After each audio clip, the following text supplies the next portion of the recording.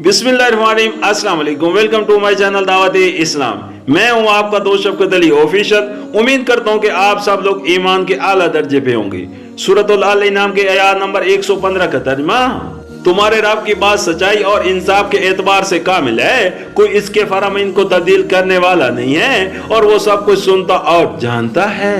सूरतुल अल नाम के आयत नंबर 116 का तर्जुमा, और ए मोहम्मद सल्लल्लाहु अलैहि वसल्लम, अगर तुम इन लोगों की अक्सरियत के कहने पर चलो जो जमीन में बसते हैं तो वो तो तुम्हें अल्लाह के रास्ते से फिटका देंगे।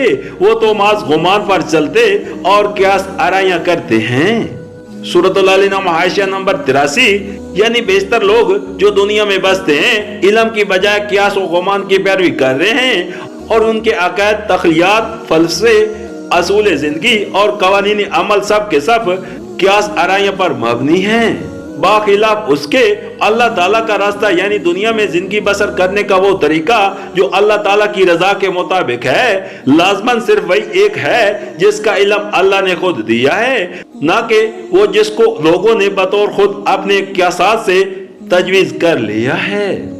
लिहाजा किसी तालिब हक को यह ना देखना चाहिए कि दुनिया के बेशतर इंसान किस रास्ते पर जा रहे हैं, बल्कि उसे पूरी साबित कदमी के साथ उस राह पर चलना चाहिए जो अल्लाह ने बताई है, चाहे उस रास्ते पर चलने के लिए वो दुनिया में अकेला ही रह जाए।